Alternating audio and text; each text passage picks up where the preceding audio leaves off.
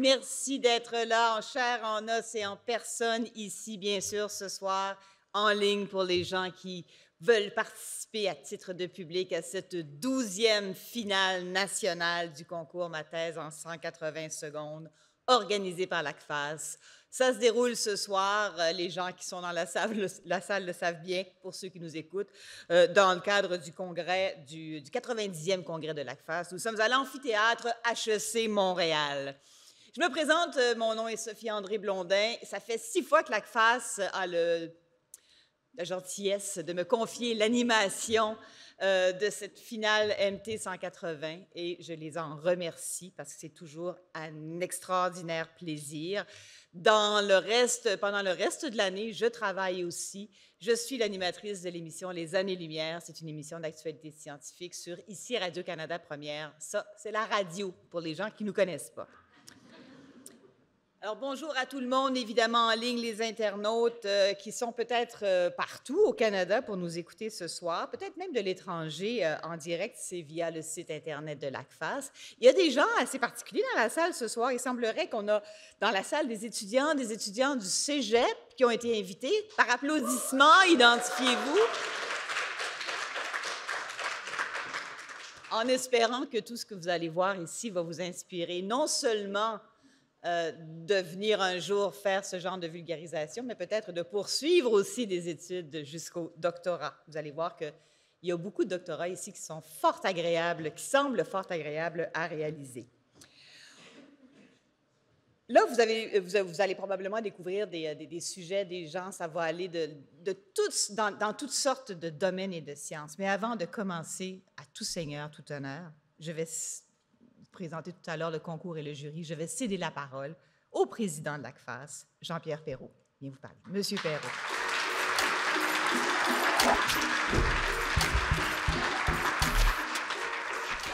Merci, Sophie-André. Chers membres du jury, chers finalistes, chers partenaires, collègues et distingués invités, cher public, en présentiel comme en virtuel, bonsoir, bienvenue à cette finale nationale de ma thèse en 180 secondes.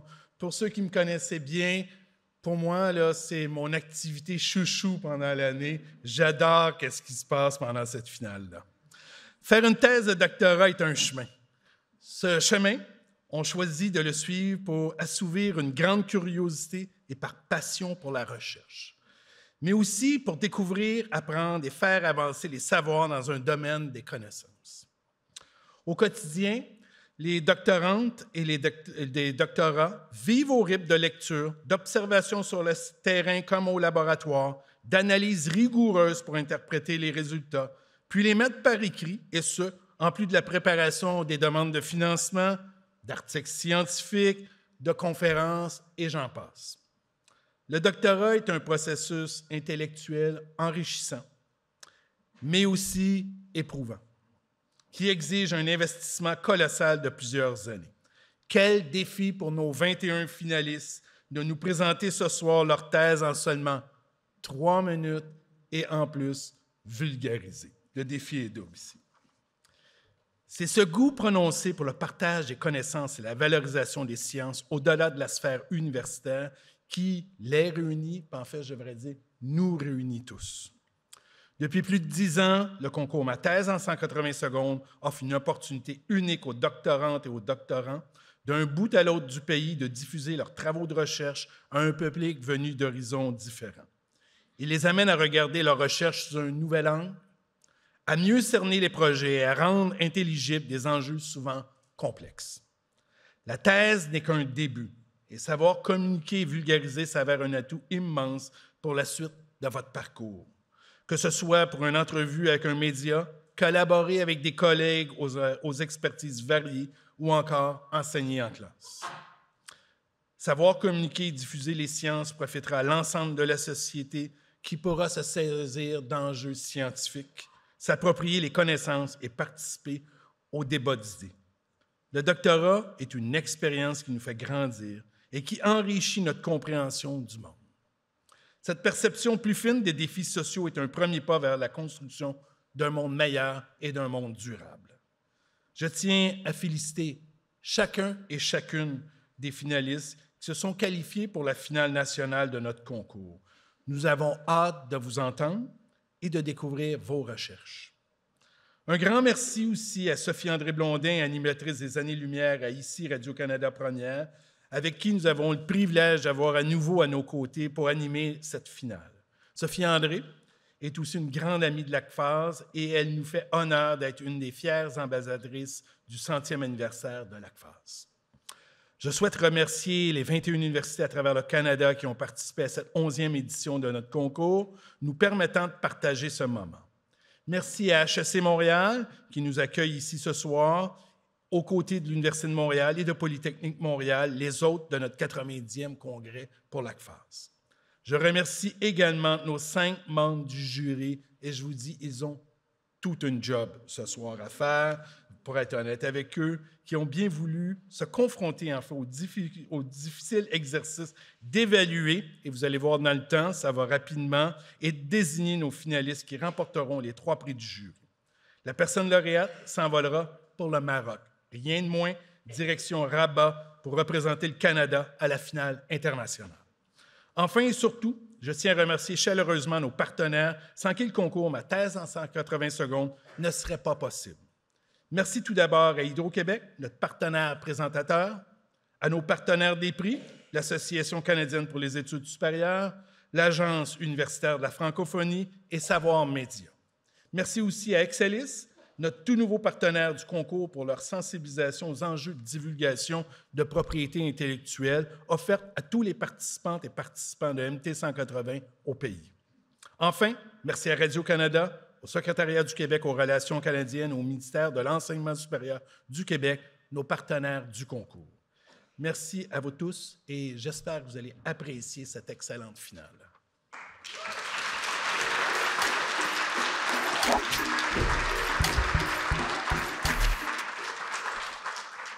Merci, M. Perrault. Je vous invite maintenant à visionner une courte vidéo que nous a préparée la ministre de l'Enseignement supérieur du Québec, Mme Pascale Derry. Bonsoir à tous. Alors que nous célébrons cette année le 100e anniversaire de l'ACFAS, le populaire concours de vulgarisation scientifique, Ma thèse en 180 secondes, poursuit sa lancée et continue d'attirer encore plus de doctorants. Pour une 12e année, ils seront plus d'une vingtaine à tenter de résumer leur projet de recherche en 3 minutes seulement. Ils vont devoir être clairs, concis. C'est pas facile d'expliquer des projets de recherche aussi complexes en 180 secondes.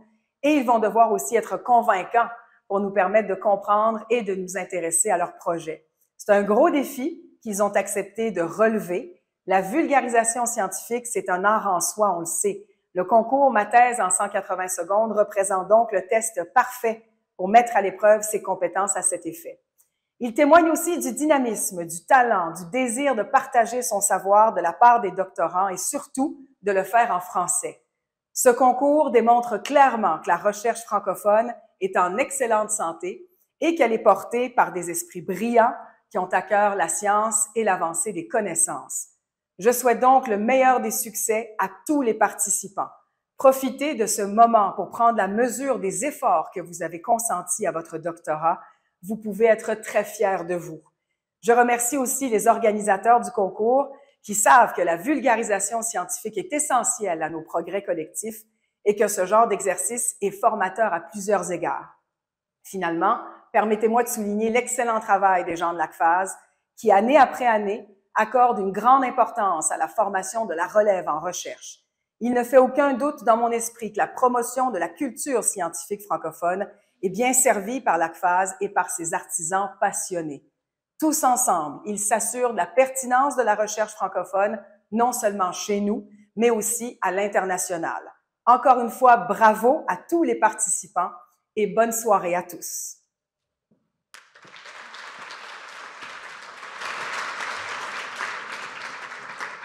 Vous avez hâte de les rencontrer, de les entendre, les esprits brillants, ils sont là. Ça ne sera pas long, on y arrive. Je vais vous expliquer brièvement les règles du jeu ce soir, les règles du concours, la façon dont la soirée va se dérouler. C'est un concours qui est ouvert à tous les étudiants qui sont inscrits au doctorat au Canada. On l'a dit, 180 secondes pour résumer en présentation orale leurs travaux de doctorat. Mais il y a d'autres contraintes aussi dont vous devez être au courant. Pour les accompagner, les finalistes ne peuvent compter que sur un visuel, une image non animée, pas plus. Alors, au revoir le PowerPoint. Ils n'ont droit à aucun accessoire, aucun costume non plus. Il y a 21 universités qui ont participé cette année, qui ont tenu chacun un concours interne pour choisir les finalistes qui sont ici ce soir. Retournons un peu en arrière. Le concours Ma thèse en 180 secondes pour la première fois a été créé par l'ACFAS en 2012. C'était donc au Québec. C'est le premier concours du genre en langue française. Il s'inspirait de 3-Minute Thesis, 3MT. Ça a été présenté, ce concours-là, pour la première fois en Australie. C'était à l'Université du Queensland. Les présentations, elles vont se dérouler comme suit. Et là, vous allez prendre la mesure de tous les complices qu'il y a un peu partout dans la salle. Le chronomètre, ça évidemment, c'est le maître ce soir. Il est déclenché par la maîtresse du temps, en même temps qu'un tintement retentit. Voici de quoi ça a l'air. Voici le tintement du temps. Vous entendrez tout à l'heure le tintement du temps. Vous allez voir le chronomètre défiler. Vous les voyez ici. Sachez que les concurrents et concurrentes le voient aussi très, très bien devant eux et en sont très conscients. À 30 secondes de la fin, le drapeau va se lever. Le drapeau, il est là. Et c'est Thierry qui va l'agiter. À 3 minutes, 1 seconde, on est sans pitié. La corne de brume va retentir. La voici. Ah! Vous ne l'entendrez probablement plus de la soirée, tant mieux pour vos nerfs, mais si jamais un concurrent ou une concurrente devait dépasser son temps, atteindre 3 minutes et 1 seconde, et que cette corne retentisse, gracieuseté de Sabrina en arrière, les finalistes auront alors un choix. Soit qu'ils arrêtent dans le milieu de leur mot ou de leur phrase, ils arrêtent là, mais ils demeurent dans la compétition, ou ils choisissent de terminer leur présentation, mais à ce moment-là, ils se disqualifient pour les finales. Vous en êtes tous et toutes au courant chez les finalistes, on sait bien de ces règlements. Je vous présente maintenant les membres du jury qui auront la lourde tâche de juger tout ça. On pourrait tester la cloche maintenant, on serait prêt. La cloche, oui! Alors, le son qui va marquer le début des prestations est celui-ci. Ah, bon. Et c'est là que ça va se mettre à défiler comme ça, vous avez commencé à le voir là. Voici donc les gens qui auront la lourde tâche de juger tout ça. Il s'agit de Pierre-Luc Marcil, qui est président du jury. Monsieur Marcil, voulez-vous vous lever, s'il vous plaît? Il est directeur soutien à la recherche et expertise à l'IREC d'Hydro-Québec. Marie-André Bédard. Elle est conseillère experte en relations canadiennes, direction de la francophonie, de la réflexion stratégique et des affaires publiques canadiennes au secrétariat du Québec aux relations canadiennes. Martin Brouillard. Il est cofondateur et communicateur scientifique chez les Neurones Atomiques. Hélène Lorrain. Elle est conceptrice, rédactrice et animatrice à Savoir Média. Et Audrey-Anne Loisel, quel plaisir de vous retrouver.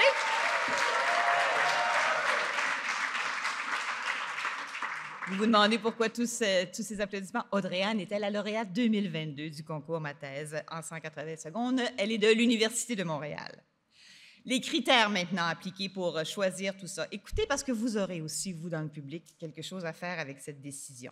Quel est leur talent d'orateur, leur implication, la voix, le rythme, la fluidité gestuelle, la présence sur scène, ça compte bien sûr. Est-ce que le participant ont transmis leur passion, suscité la curiosité, l'intérêt du public pour leur sujet de thèse? Est-ce qu'ils ont fait des liens entre leur sujet et les besoins de la société ou des liens avec l'actualité?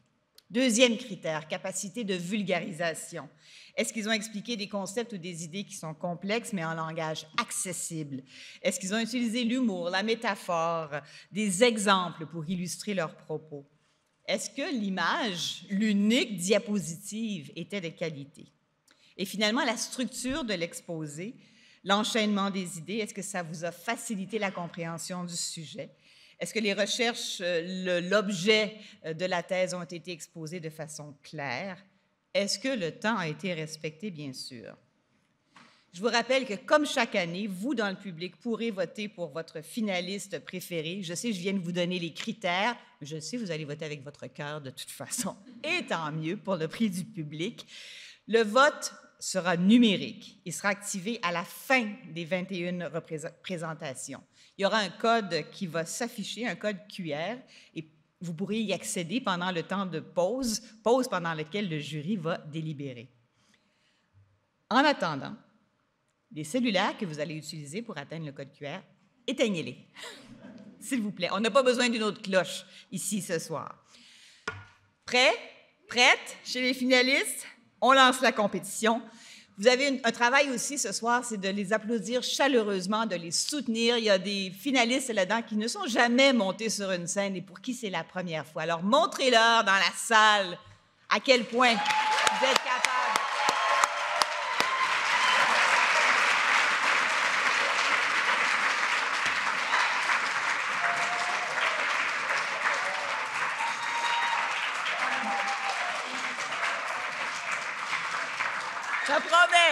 Ça promet.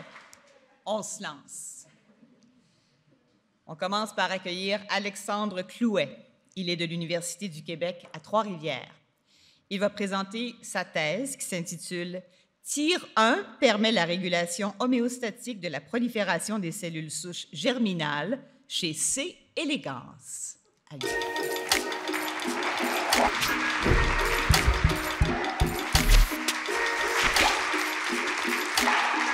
Bonsoir. Est-ce que vous saviez que 2 personnes sur 5 seront un jour atteintes du cancer au Canada? Il s'agit de la principale cause de mortalité dans le pays. Pour comprendre le développement d'une tumeur, je vous invite à monter sur votre vélo. La vitesse à laquelle vous vous déplacez correspond à la production de nouvelles cellules. Au cours de votre balade, vous vous retrouvez sur une grande descente. Vous allez très vite, produisez énormément de cellules, et devant vous, vous apercevez un gouffre. D'urgence, vous cherchez à vous arrêter en appuyant sur les freins, mais ces derniers ont disparu. La production d'un trop grand nombre de cellules vous a précipité vers la formation d'une tumeur. Les freins, qui sont présents au niveau de notre ADN, ont un rôle protecteur. Ils permettent à notre organisme d'empêcher la production excessive de nouvelles cellules. L'objectif de ma thèse, c'est d'identifier ces freins qui sont détruits dans les cellules tumorales. Pourtant, le génome humain est complexe. Il est constitué de 23 paires de chromosomes et il est porteur d'un grand nombre d'informations sous la forme de gènes. La couleur de nos yeux, notre taille, notre groupe sanguin, ou encore ces fameux freins. Trouver leur position revient donc à chercher une aiguille dans une botte de foin. C'est pour cela que j'ai fait appel à un ver de terre microscopique pour m'aider dans mes recherches. Il possède seulement 6 paires de chromosomes et ces freins fonctionnent de la même manière que chez l'être humain. J'ai trempé ces vers dans un produit chimique pour modifier leur ADN et je les ai placés en haut de la pente avant de leur donner le top départ. L'un d'entre eux était incapable de s'arrêter et développer une tumeur. Je l'ai récupéré, j'ai analysé son ADN et j'ai observé 250 modifications. L'une d'entre elles avait détruit les freins. Mais laquelle? Pour répondre à cette question, j'ai repris un ver normal que j'ai placé en haut de la pente.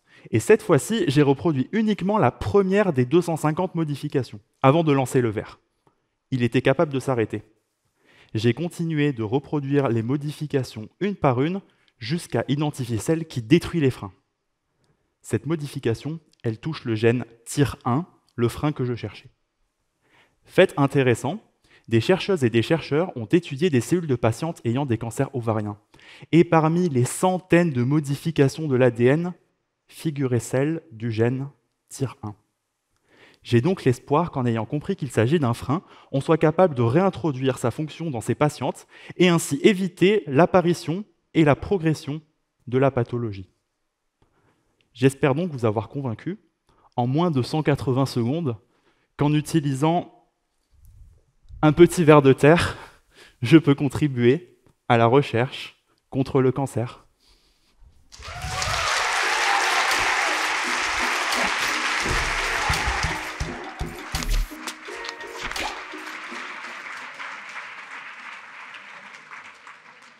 J'ai bien dit pas d'accessoires, mais les accessoires imaginaires. Deuxième finaliste maintenant. Accueillons Rizlan Banous de l'Université du Québec à Rimouski pour la thèse intitulée « Les bases épigénétiques de la tolérance thermique de l'omble de fontaine aux futures tendances du réchauffement climatique ».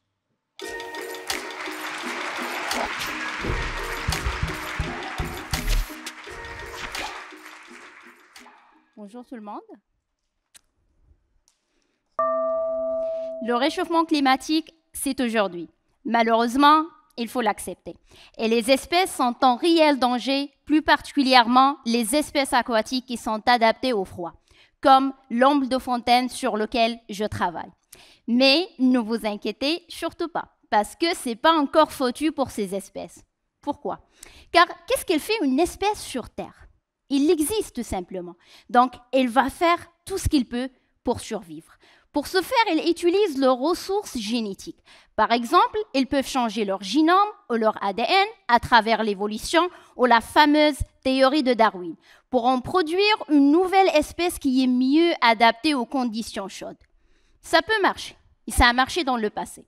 Mais le problème aujourd'hui, c'est que pour changer tout un génome, toute une séquence d'ADN, c'est quand même lourd. Et ça peut prendre jusqu'à des millions d'années. Alors que le réchauffement climatique, c'est aujourd'hui.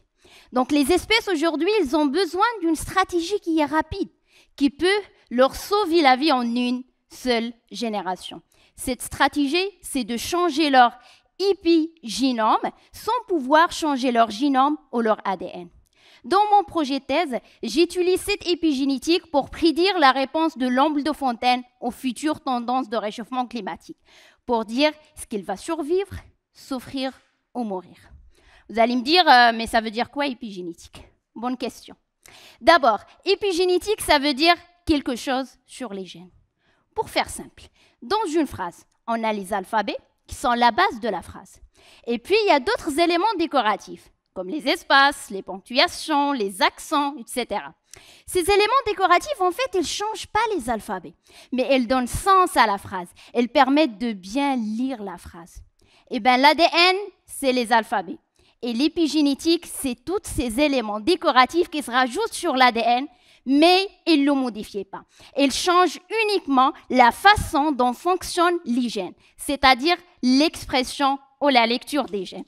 Comment ça fonctionne? Dans des conditions chaudes, par exemple, l'épigénome, il va dire « Toi, le gène de la croissance, on n'a pas besoin d'être gros pour survivre dans des conditions chaudes. Donc toi, tu dois être éteint. Va dormir, mais reste avec nous.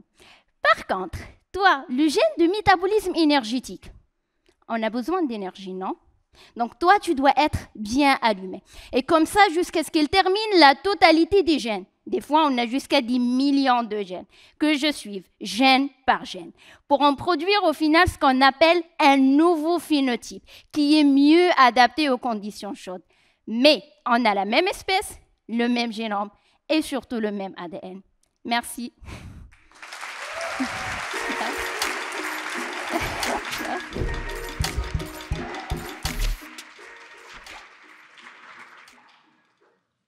Accueillons maintenant Marie-Mé Godbout-Parent. de l'Université du Québec en Abitibi-Témiscamingue pour la thèse « Sexe, genre et gestion de la douleur chronique, un portrait de l'usage d'approches physiques et psychologiques de médicaments et de soins de santé ».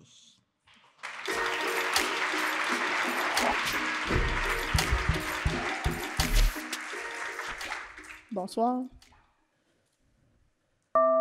Quand on regarde cette photo, on voit des grands, des petits, des gars, des filles, des profs, des étudiants. Bref, plein de personnes différentes, mais un seul logo, un seul sport. C'est un peu ça la douleur chronique. Plein d'individus avec un bagage génétique, anatomique, social, environnemental différent, mais un seul logo, une seule étiquette. Celle de personnes qui vivent avec la douleur chronique. C'est 1 personne sur 5 au Canada qui va vivre avec de la douleur chronique. Si je transfère cette statistique-là à mon équipe de hockey, ben, c'est 3 de mes coéquipiers qui pourraient vivre avec des douleurs qui persistent dans le temps. Même si la douleur chronique est très fréquente, ces traitements sont encore peu optimaux. Pour bien la traiter, on a besoin des traitements pharmacologiques, nos médicaments, des traitements physiques comme par exemple l'exercice, et des traitements psychologiques tels que la psychothérapie. Tout ça accompagné par une équipe de soins multidisciplinaires, nos médecins, infirmières, physio, pharmaciens, psychologues. Un peu comme au hockey, on a besoin d'une équipe qui va travailler ensemble.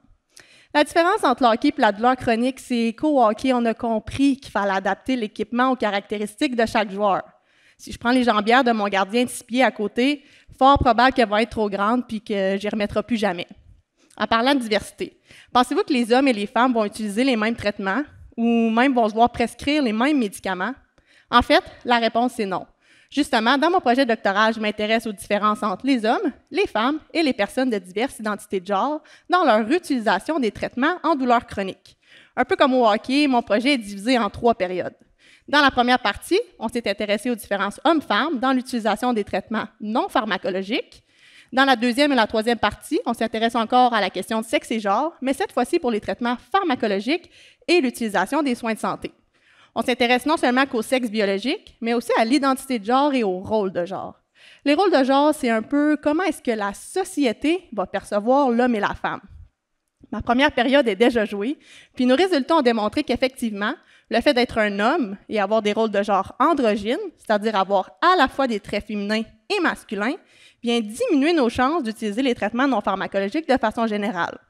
Donc là, ici, on se ramasse avec un profil de patients qui sont moins susceptibles d'utiliser des traitements qui, on le rappelle, font partie intégrante d'une bonne approche de traitement. C'est important pour nos professionnels de la santé d'être conscients de ces différences-là pour pouvoir proposer des plans de traitement qui vont être adaptés tant selon le sexe que selon le genre de la personne devant eux. Il n'existe pas de moule parfait, donc c'est normal qu'il n'existe pas un seul traitement passe-partout pour tout le monde. Personnellement, je patine bien plus vite avec mes propres patins qu'avec ceux de mon voisin, comme nos patients vont maintenir des traitements qui leur sont adaptés à eux, puis pas aux voisins. En conclusion, mon équipe a gagné le tournoi, puis je pense que c'est notre diversité qui nous a rendus imbattables. Donc, pourquoi pas viser la diversité en douleur chronique aussi. Merci.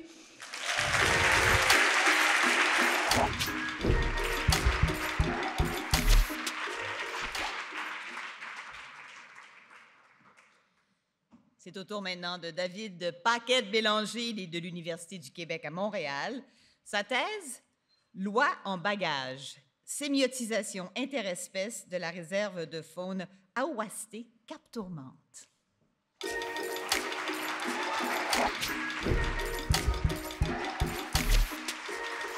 Allô, allô, allô? Le philosophe de la nature, Baptiste Morisot, décrit la crise écologique qu'on vit actuellement comme une crise de la sensibilité. Pour lui, la perte de la biodiversité serait due surtout à l'appauvrissement de ce qu'on peut ressentir à l'égard du vivant, à l'appauvrissement des liens et des relations qu'on tisse avec la nature et les autres êtres.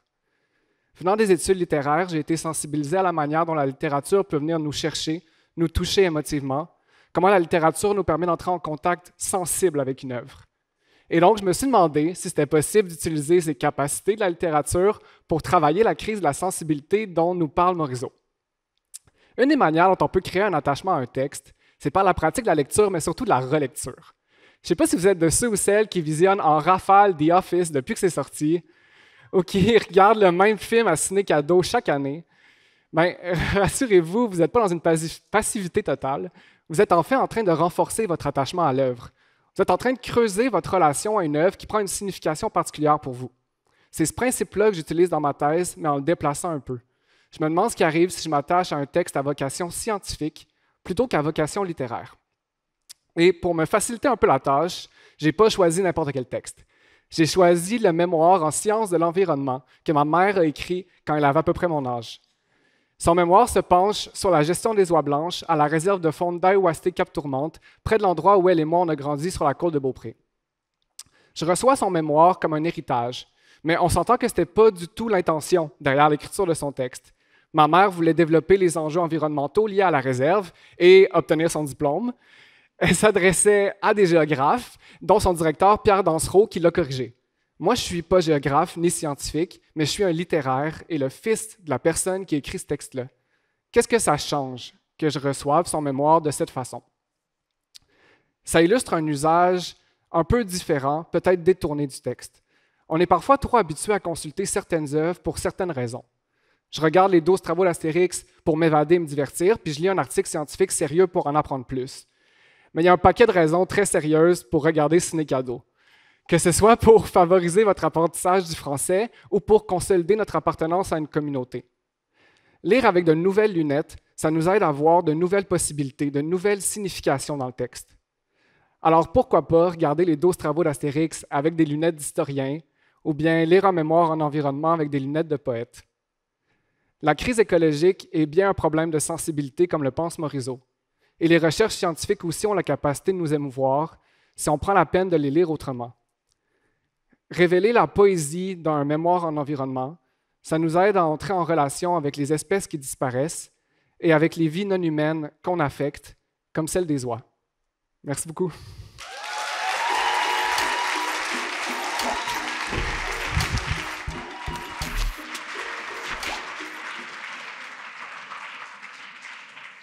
Je ne sais pas pour les gens qui sont là depuis les débuts de MT 180, mais moi, en 6 ans, c'est la première fois qu'on parle de Ciné Cadeau. Accueillons maintenant Alicia Anna Piroviak de l'Université Concordia pour la thèse intitulée « Analyse des programmes d'accueil des talents issus de l'immigration par les PME manufacturières québécoises en région ».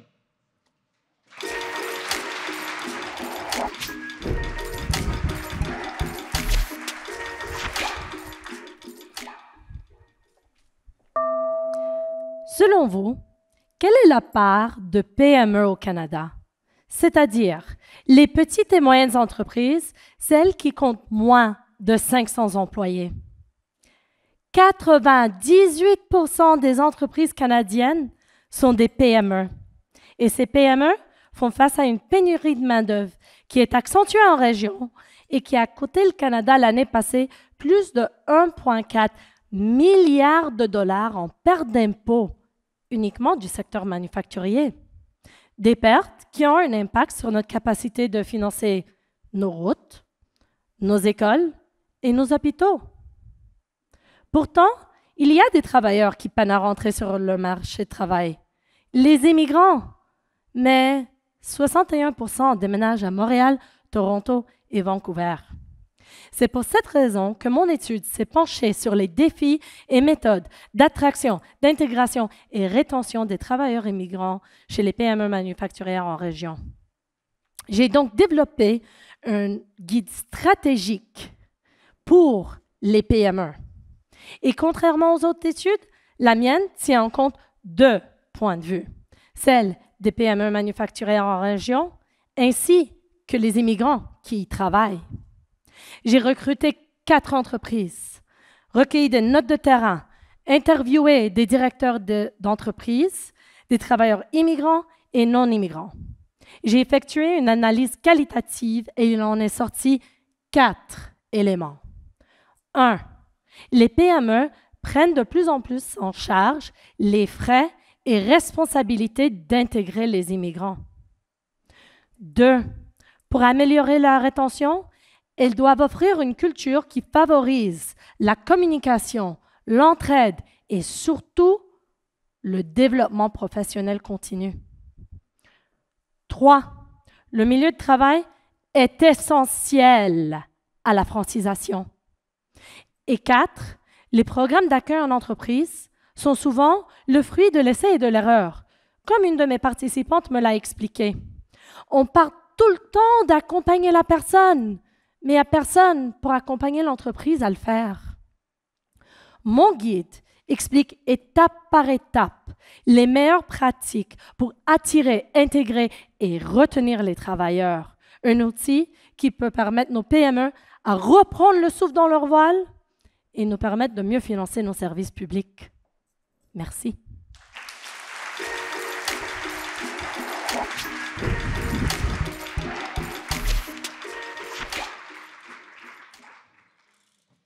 Accueillons maintenant Aurélien Caron de l'Université du Manitoba pour la thèse intitulée « Contribution du système migratoire rostral à la régénération du cerveau chez le poisson zèbre ».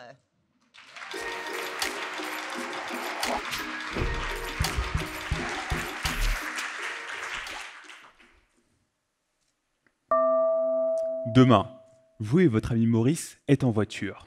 Et là, c'est l'accident. Le diagnostic, vous avez tous les deux une blessure au cerveau.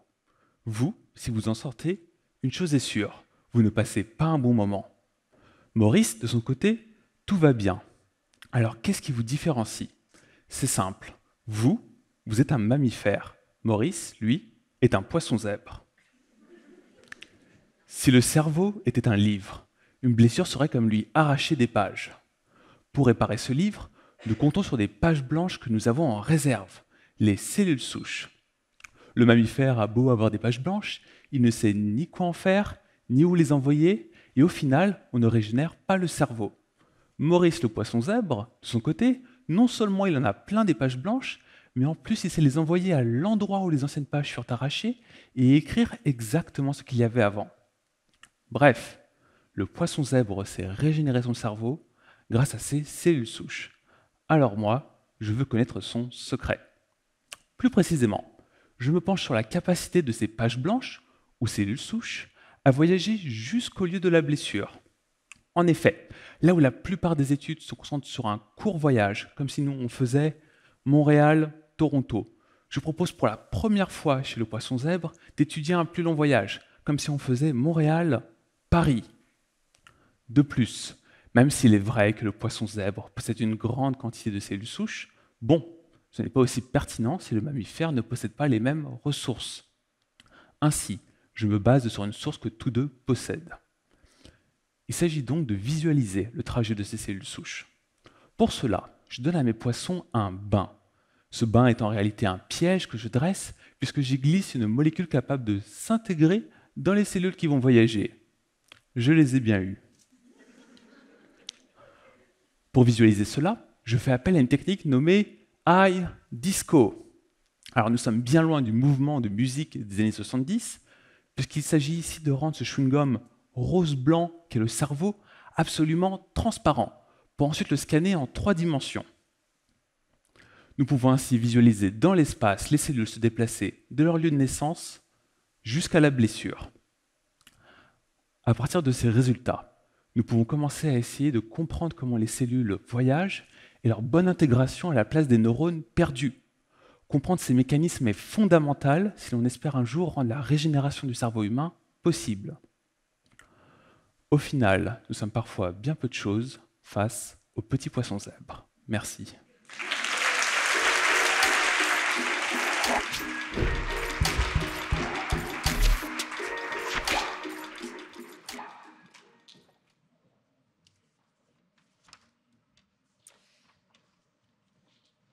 C'est au tour d'Isabelle Fortin de Lille maintenant, de l'Université du Québec en Outaouais, qui va nous présenter en résumé la thèse intitulée « Les gains spontanés lors d'une psychothérapie cognitivo-comportementale centrée sur les expériences comportementales pour le trouble d'anxiété généralisée ».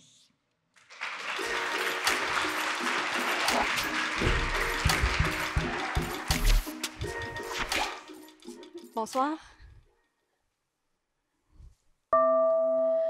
L'autre jour, j'ai croisé mon amie Monique. Monique, c'est une personne qui s'inquiète souvent, voire même presque tout le temps, d'une panoplie de situations dans sa vie, ce qui l'amène à vivre beaucoup d'anxiété qu'elle a du mal à contrôler. Peut-être connaissez-vous une personne comme Monique, peut-être même que c'est vous cette personne. Pour elle, ça en est devenu si intense qu'elle a développé comme 5% de la population adulte un trouble d'anxiété généralisé. C'est un trouble psychologique particulièrement chronique qui nécessite généralement un traitement psychologique pour en guérir. J'étais donc très contente lorsqu'elle m'a annoncé qu'elle entreprenait depuis quelques mois une psychothérapie visant à diminuer son intolérance à l'incertitude. L'intolérance à l'incertitude, c'est un peu comme une intolérance au gluten. Sauf qu'au lieu d'avoir des problèmes digestifs lorsqu'on consomme du gluten, on développe plutôt une vision catastrophique de la vie lorsqu'on ressent de l'incertitude. Plus l'intolérance à l'incertitude est élevée, plus les symptômes anxieux le sont également. Le traitement vise donc à s'exposer graduellement à son intolérance à l'incertitude et graduellement diminuer les symptômes. Graduellement, c'est pas ça qui s'est passé pour Monique. En fait, durant une de ces rencontres, elle aurait fait soudainement une grande réalisation. Elle me dit, Isabelle, l'incertitude, c'est pas si grave finalement. Depuis, son anxiété et ses inquiétudes ont drastiquement diminué, tel le wagon d'une montagne russe qui descend à toute allure. Elle aurait fait ce qu'on appelle un gain spontané. Mes intolérants et intolérantes à l'incertitude dans la salle vont probablement me demander « Mais est-ce que c'est certain que ce gain-là est pour rester? » Je leur dirai que c'est exactement ce que j'ai voulu vérifier avec mon essai doctoral pour y arriver. Nous allons faire ce traitement à des adultes pendant 12 semaines. On a découvert qu'environ 30% de ces personnes ont fait bel et bien l'expérience d'un gain spontané, ce qui veut dire que c'est un phénomène relativement commun. Je me suis ensuite demandé si ces personnes bénéficiaient davantage de la psychothérapie que les personnes n'ayant pas fait de gain spontané. Nous sommes donc allés évaluer les symptômes avant le traitement, après et plusieurs mois plus tard. Les analyses comparatives révèlent qu'effectivement, les personnes bénéficiant davantage de la psychothérapie sont ceux et celles qui ont fait un gain spontané. Et pas juste à court terme, mais aussi à long terme. Donc, on peut dire avec confiance que ce gain spontané n'est pas simplement une variation normale des symptômes durant le traitement, mais plutôt un phénomène potentialisateur de celui-ci. J'invite donc les personnes qui offrent cette psychothérapie à porter attention à ces petits moments où les symptômes disparaissent ou diminuent drastiquement, car ça peut être utilisé comme un levier thérapeutique. Finalement, je souhaite que votre Monique, comme la mienne, se soit exposée à son intolérance à l'incertitude, car mon petit doigt me dit que son anxiété est une chose du passé. Merci.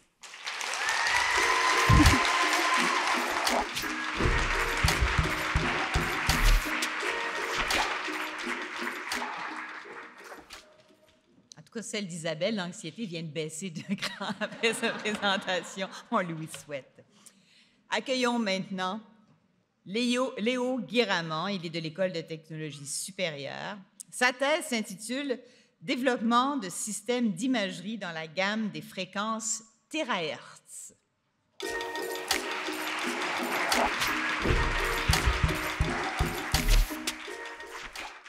Bonsoir. Lumière, matière. Pourquoi, une fois éclairé par la lumière du soleil, un panneau solaire peut générer de l'électricité? Il y a derrière ce processus des interactions physiques entre la lumière et la matière. Mais comment étudier ces phénomènes? Ils sont si rapides que même les meilleurs instruments électroniques ne peuvent les détecter. Le but de mon projet doctoral est donc de développer un outil pouvant aider les physiciens et les physiciennes à mieux comprendre ces interactions. Concrètement, je développe un outil pouvant prendre des images de manière très rapidement. Mais dans ma recherche, j'utilise une lumière un petit peu spéciale, la lumière térahertz. Cette lumière est très intéressante car elle permet de différencier la signature propre à un bon nombre de ces phénomènes.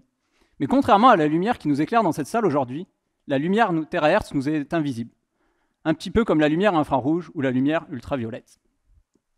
Laissez-moi à présent vous éclairer un petit peu plus sur le fonctionnement de mon dispositif. Le premier élément clé de celui-ci, c'est une source de lumière térahertz extrêmement lumineuse. Pour prendre une photographie la nuit avec votre appareil photo, vous allez activer le flash de celui-ci afin d'illuminer la scène que vous cherchez à photographier. Dans mon cas, c'est un petit peu la même chose. J'ai donc mis en place un flash de lumière térahertz extrêmement intense qui va fortement interagir avec la matière. À présent, comment visualiser et étudier ces interactions? C'est ici qu'intervient le deuxième élément clé de mon dispositif, une caméra térahertz ultra rapide. Vous avez peut-être déjà fait l'expérience sur une piste de danse de la lumière stromboscopique.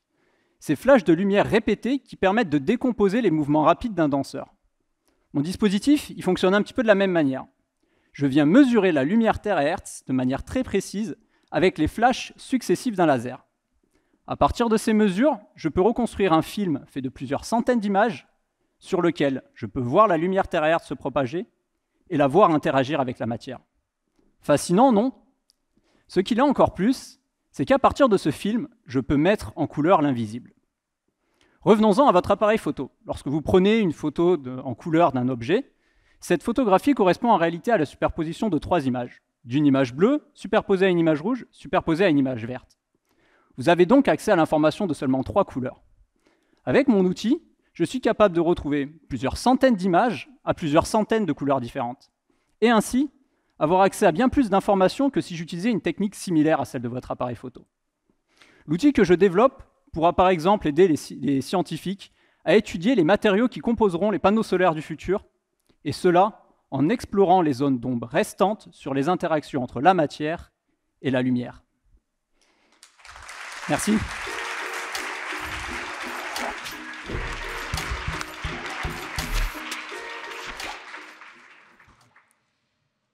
Accueillons maintenant Charlotte Bourbon. Elle est de l'Université de Calgary pour sa thèse intitulée « Études génomiques et métagénomiques pour la conservation des populations de caribous à l'ouest du Canada ».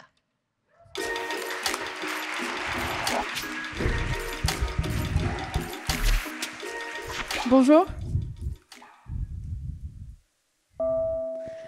Le terrain est hostile, le danger est omniprésent et demain est complètement incertain. Beaucoup de populations n'ont pas survécu et d'autres individus tentent encore et toujours de résister face aux menaces. Le but du jeu, survivre et se reproduire. Ce jeu, il a l'air super chouette, n'est-ce pas? Mais malheureusement, c'est bien la réalité. Pas besoin de zombies ou d'apocalypse, l'environnement actuel et futur des caribous est déjà super flippant.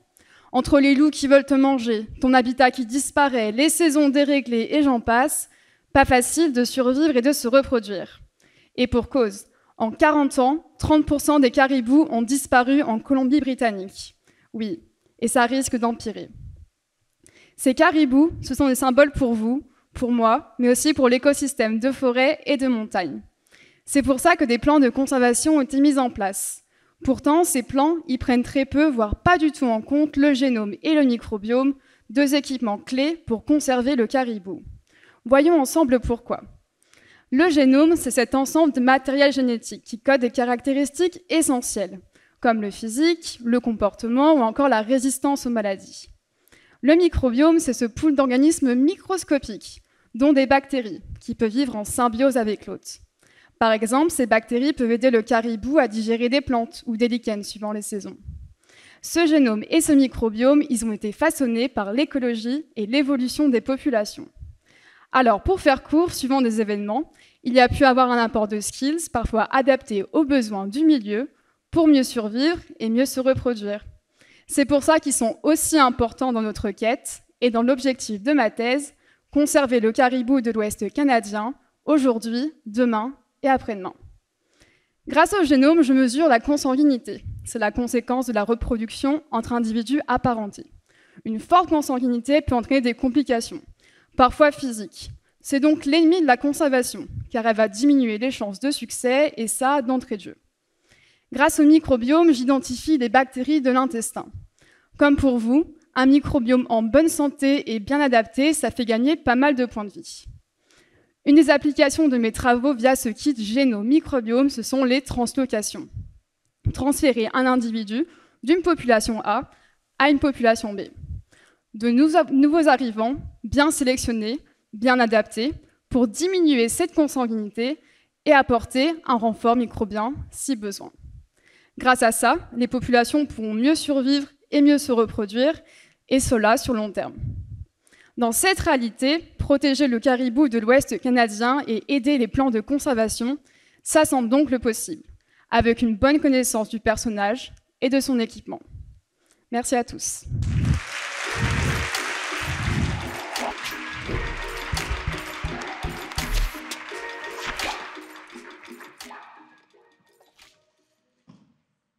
Dixième finaliste maintenant. Samuel Calmels de l'Université McGill pour la thèse intitulée « Construction d'un protocole simple et robuste démontrant la capacité de notre cerveau à capter les champs électromagnétiques produits par un autre cerveau.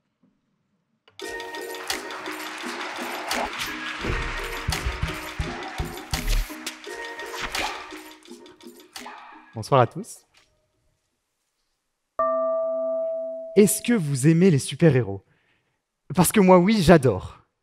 Et un en particulier, le professeur Charles Xavier. Celui-ci possède la capacité incroyable de pouvoir lire et interagir directement dans les cerveaux des gens. Ça paraît super, hein? Et si je vous disais que c'était justement l'hypothèse de travail de mon labo depuis 2014? Alors, cette hypothèse, elle est basée sur des connaissances sur le cerveau.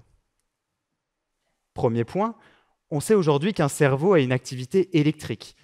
Comme toutes les activités électriques, celle-ci va créer ce qu'on appelle un champ électromagnétique, comme un aimant, par exemple. Deuxième point, ces types de champs peuvent influencer l'activité d'un cerveau. C'est ce qui a été démontré dans différentes études au préalable. Voilà. Bon. Que faire de ces deux informations? Eh bien, si un cerveau peut créer un champ électromagnétique et que de tels types de champs peuvent influencer l'activité d'un cerveau, serait-il alors possible que l'activité d'un cerveau puisse agir sur celle d'un autre? Est-ce que cette influence, elle pourrait être mesurée très scientifiquement? Mais ça ne ferait pas une super question pour un doctorat, ça? Eh bien, me voici. Dans mon projet, donc, j'utilise deux participants qui se connaissent bien et je les place dans deux salles différentes. Pendant toute la durée de l'expérience, j'enregistre le son et l'image pour bien m'assurer qu'ils n'aient pas communiqué entre eux et je leur montre des images. Parfois, ces images, elles sont les mêmes entre les participants, parfois, elles sont différentes et ils n'ont donc aucun moyen de le savoir. Eh bien, ça va vous paraître complètement fou, mais mes premiers résultats suggèrent qu'il existe une différence entre l'activité cérébrale d'un participant lorsqu'il voit la même chose que son partenaire par rapport aux conditions où les images sont différentes. Bon, bien sûr, il s'agit de résultats préliminaires, mais ils pourraient donner les premières clés d'interprétation de comment nos perceptions pourraient se contaminer entre elles et comment nos cerveaux auraient peut-être la capacité d'envoyer et recevoir directement des informations. Imaginez un peu les perspectives que ça nous ouvre. Rien que d'un point de vue médical, par exemple.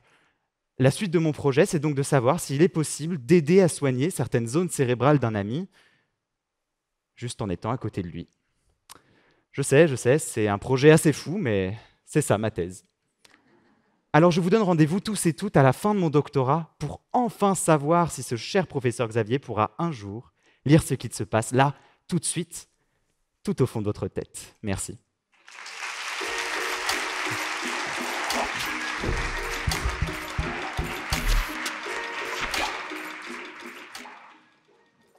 Je ne sais pas si les membres du jury ont senti que Samuel essayait de les influencer.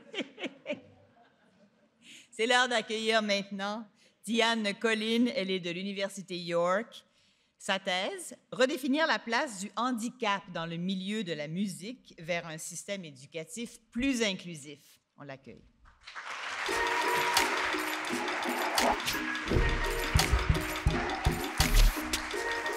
Bonsoir à tous.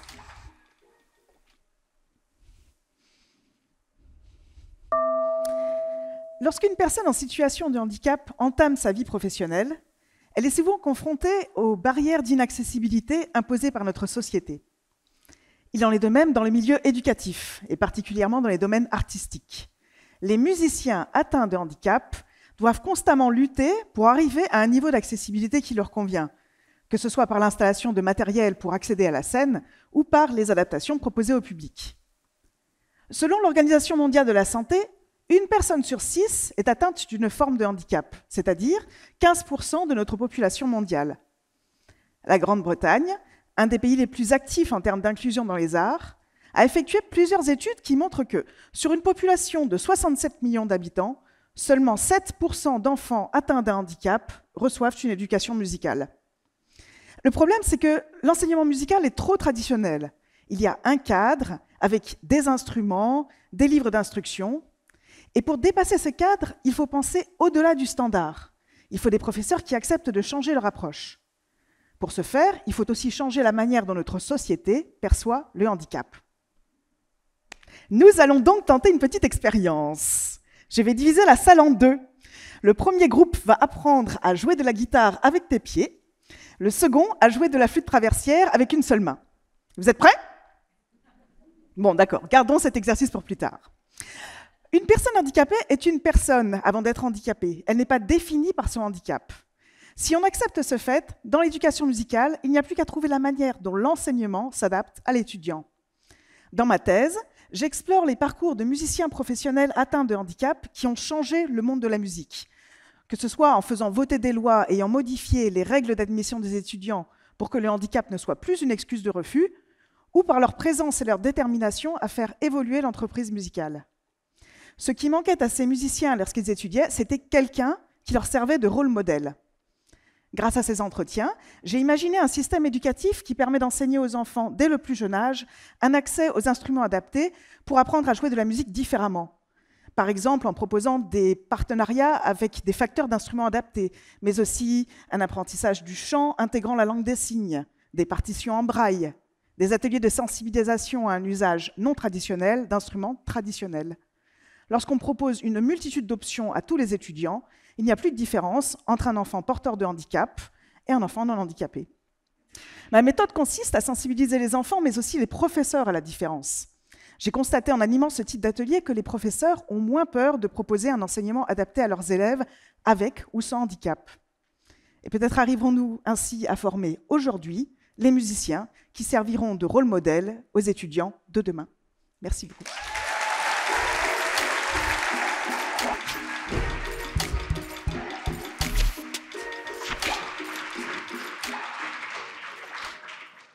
Vous avez eu 3 minutes, là, vous avez eu le temps d'apprendre la guitare avec les pieds. Allez, allez, montrez-moi ça. On accueille maintenant Mariama Diawara de l'Université de Moncton pour la thèse intitulée « Régulation de l'expression et de l'activité des gènes SOX9 et AXL chez les cellules de Sertoli des testicules ».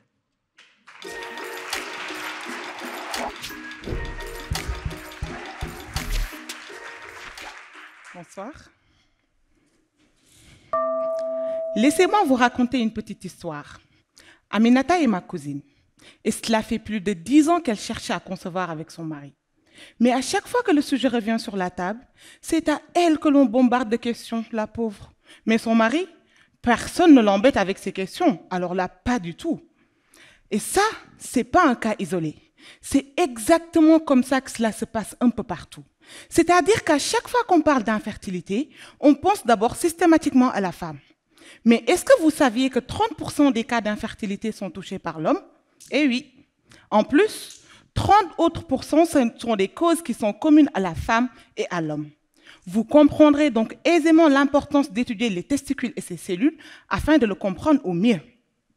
La question qu'on pourrait se poser à partir de cela, mais c'est qu'est-ce que c'est que les testicules? Alors, les testicules, c'est l'organe de production des spermatozoïdes.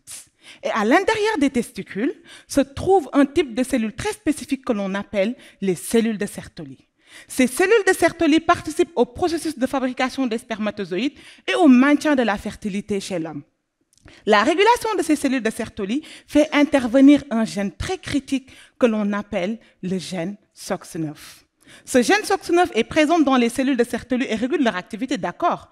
Mais on pourrait se poser la question à savoir, mais comment se passe exactement cette régulation? Et c'est là qu'intervient ma thèse. J'ai étudié le fonctionnement et la régulation du gène SOX9 dans les cellules de Sertoli des testicules. Alors, nous connaissons tous le super-héros Spider-Man. Et à l'image du super-héros, nous avons trouvé à l'intérieur de nos cellules de Sertoli des protéines spécifiques appelées des facteurs de transcription qui vont venir s'accrocher sur l'ADN de SOX9 comme Spider-Man s'accrocherait sur son mur. Dans ma thèse, j'ai organisé des journées de colocation entre l'ADN de SOX9 et ces facteurs de transcription. Et si la cohabitation se passe bien, ces facteurs de transcription apportent leur aide et l'ADN de SOX9 est tout content et va continuer à faire son bonhomme de chemin. Et comme toute colocation digne de ce nom, il y a des moments d'échange et d'interaction. J'ai étudié cette interaction et j'ai pu trouver que ces interactions se passent à des endroits et à un temps bien défini au niveau du gène de SOX9 afin d'assurer son bon déroulement. Et tout ceci va nous permettre d'avoir des cellules de Sertoli en bonne et due forme et par conséquent des spermatozoïdes qui sont prêts pour la fécondation. Tout comme Spider-Man viendrait donc sauver la population, ces facteurs de transcription viennent réguler un gène essentiel dans la mise en place des cellules de Sertoli et le bon déroulement de la spermatogénèse. Et donc, au final, toutes les aménatas peuvent déculpabiliser par rapport à leur situation et savoir que les problèmes liés à l'infertilité sont un sujet très complexe qui peuvent toucher les aménatas, certes, mais aussi les maris des aménatas. Merci.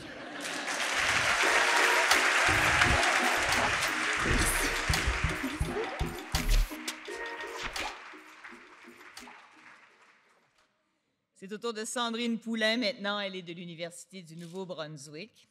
Sa thèse s'intitule « Mieux soutenir les proches aidants au sein des entreprises canadiennes, un impératif psychosocial et financier ».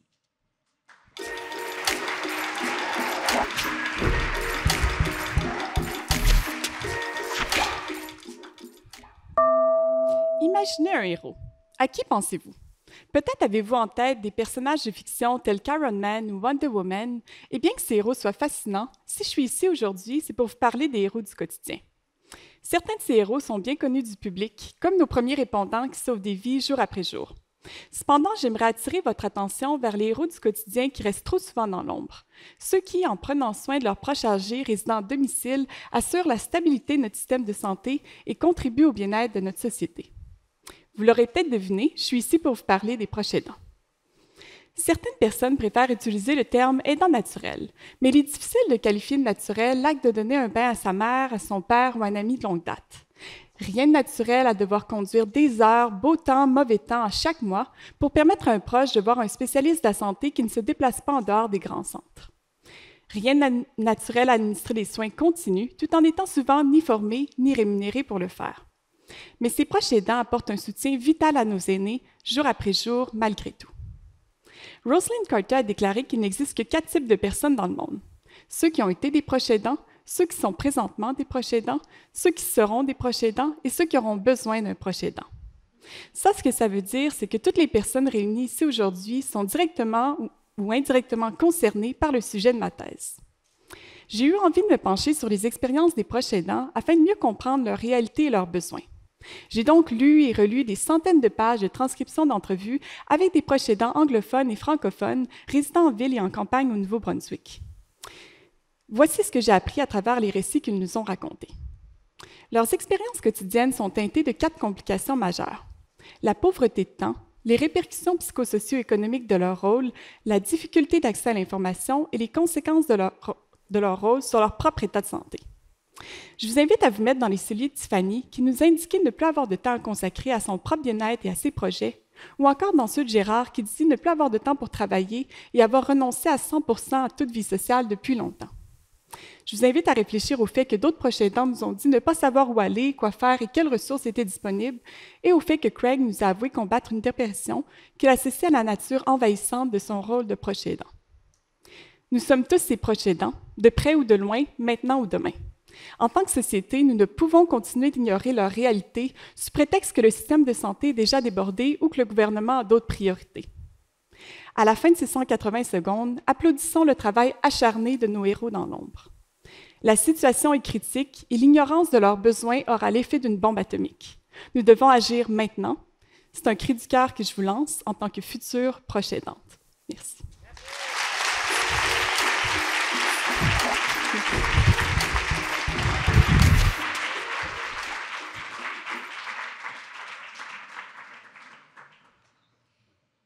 Rosanne Parent est la prochaine participante. Elle est de l'Université Laurentienne. Sa thèse, représentation de la culture nordique au site public en Angleterre, en France et au Canada.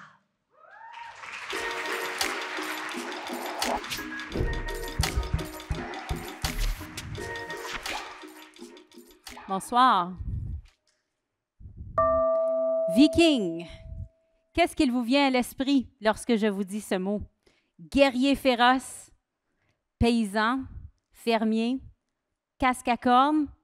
Ah, nous tenons les Victoriens responsables de nos idées préconçues au sujet des Vikings, incluant les casques cornus.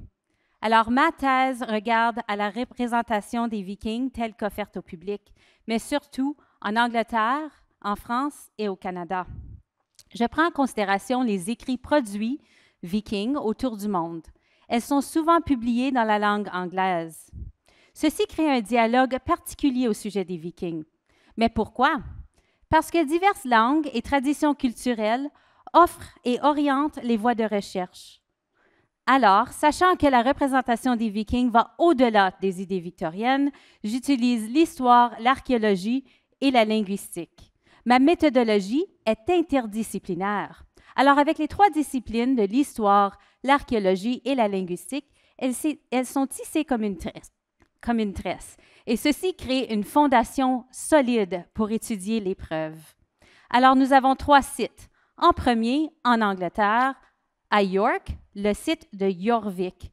Ce site archéologique a été conçu lorsque les fouilles ont révélé un village médiéval de l'ère viking.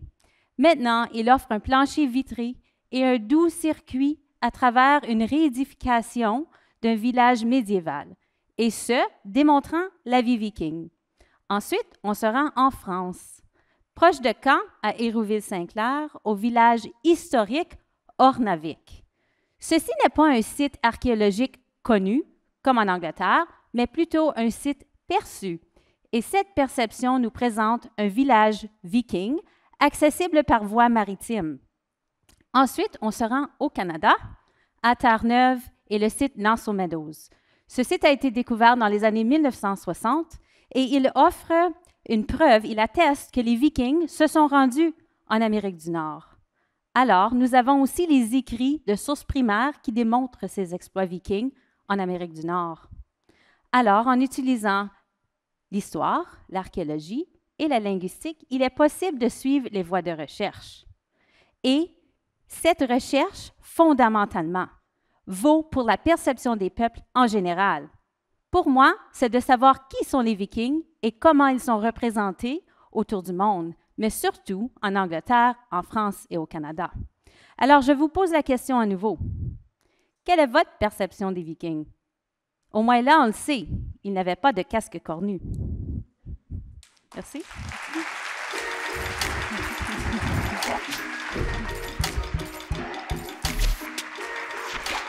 Pas de casque.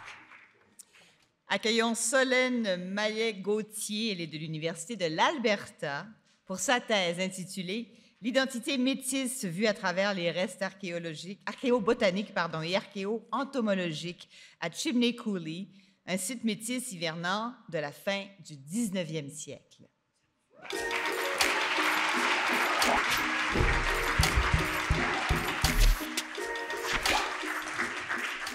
Bonsoir.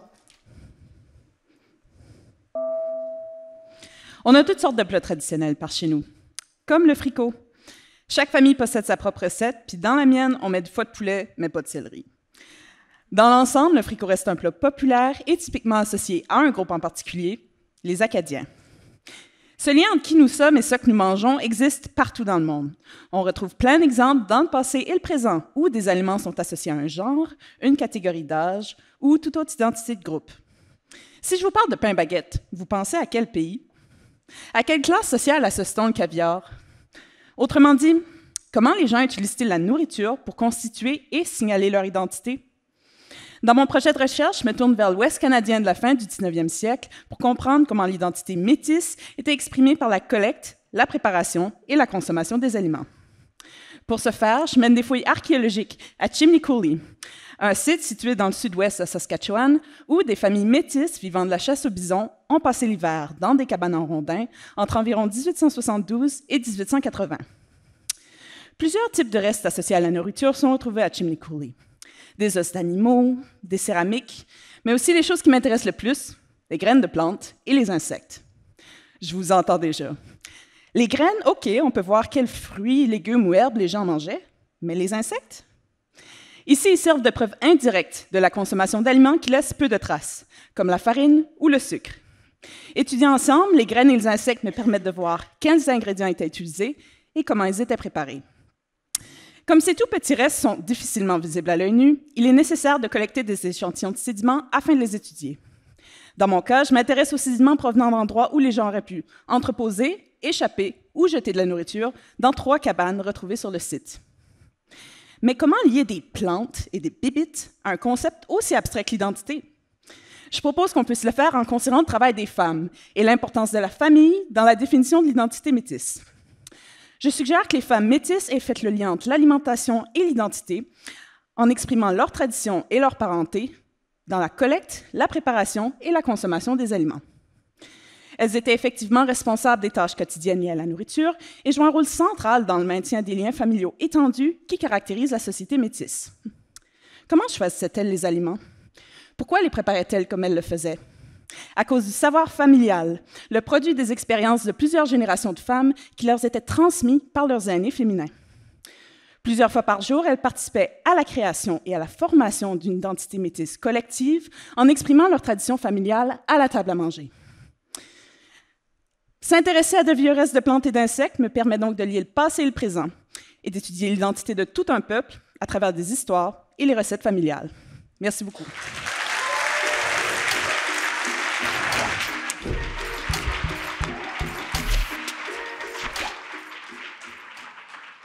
Les graines de plantes, les insectes et l'identité. Wow! Ophélie Martini est la prochaine. Elle est de l'Université Laval et sa thèse s'intitule « Implication du système cortico-cérébelleux dans la planification motrice chez les enfants avec une paralysie cérébrale ».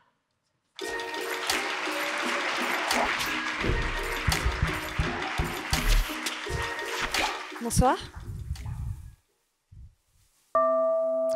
Attraper un ballon, c'est un jeu d'enfant. Peut-être devrions-nous revoir nos expressions, car Théo, 8 ans, n'arrive pas à rattraper une balle. Son bras gauche est replié, ses doigts sont refermés et il a du mal à bouger sa main. En fait, comme 2 enfants sur 1000, Théo a un diagnostic de paralysie cérébrale. C'est la plus grande cause d'incapacité motrice chez les enfants. Elle est provoquée par des virus, des malformations ou des accidents vasculaires qui touchent le cerveau du fœtus dans le ventre de la mère. Alors imaginons le cerveau comme un pays. Notre cerveau, il est composé de villes dans la matière grise qui traitent les informations.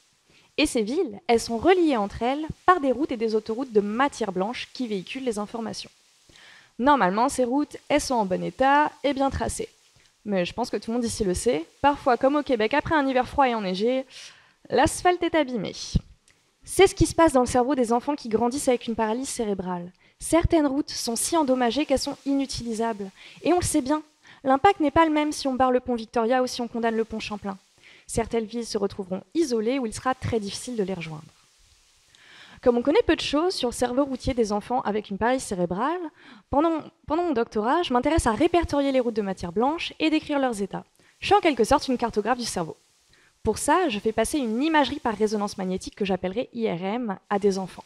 Alors pour expliquer rapidement à ceux qui parmi vous ont eu la chance de n'avoir jamais fait d'IRM, on vous allonge dans un tout petit tube que l'on met dans une grosse machine. Et pendant que vous êtes confortablement installé dans cet espace très restreint et que vous ne devez absolument pas bouger, la machine prend en photo votre cerveau tout en faisant l'insupportable bruit d'une déneigeuse qui frôle vos fenêtres et fait trembler vos murs. Bon, heureusement j'ai la chance de travailler avec des enfants très courageux et très enthousiastes à l'idée d'avoir une photo de leur cerveau. Une fois que j'ai ces photos, j'utilise plein d'algorithmes complexes pour obtenir comme un Google Maps coloré. Ce que je m'attends à observer, comme chez des enfants en santé, ce sont des routes en bon état et en nombre important, puisque notre cerveau contiendrait 4 fois le tour de la Terre de routes de matière blanche. Ce que mes résultats démontrent, c'est que le côté du cerveau opposé à la main paralysée de Théo, le côté droit, présente moins de routes que le côté gauche. En fait, certaines routes sont même absentes. Certaines villes cérébrales sont donc isolées et sans communication, elles ne peuvent pas fonctionner. Également, les routes présentes dans le côté droit sont de moins bonne qualité. L'asphalte est abîmé et il a même parfois laissé place à des chemins de terre. On pense que c'est l'état de ces routes et leur petit nombre qui serait la cause des incapacités de Théo. Et c'est ce que je vais essayer de démontrer dans la suite de mon doctorat. En décrivant l'état des routes du cerveau des enfants avec une paralysie cérébrale, on espère mieux comprendre leurs incapacités. Également, mieux connaître l'état de ces routes, ça nous permettra de développer des interventions efficaces pour que les enfants comme Théo ne soient plus contraints dans leur vie, pour qu'attraper un ballon redevienne un jeu d'enfant. Merci.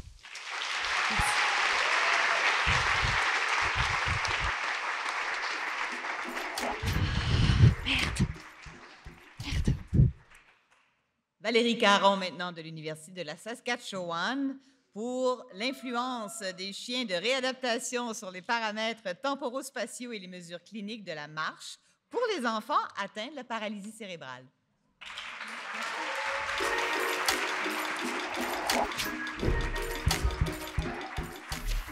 Bonsoir. Imaginez, vous marchez en montagne et vous vous aventurez sur un passage très étroit. Il y a des falaises des deux côtés et une petite corde assez inquiétante sur laquelle vous pouvez vous appuyer. Si vous voulez prendre la chance, vous êtes complètement déséquilibré. Vous vous demandez « Et si je tombais? Si au moins j'avais quelque chose de sûr sur lequel m'appuyer. » Pourquoi pas un chien de service? Innovateur, non? Cette sensation de déséquilibre que vous ressentez est la réalité des enfants atteints de la paralysie cérébrale à tous les jours. La paralysie cérébrale est la maladie neurologique la plus commune chez les enfants, causant une diminution de la fonction de la marche et de l'équilibre.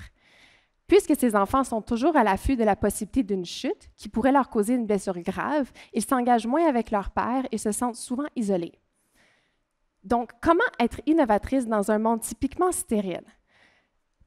Pensons peut-être à une intervention de physiothérapie.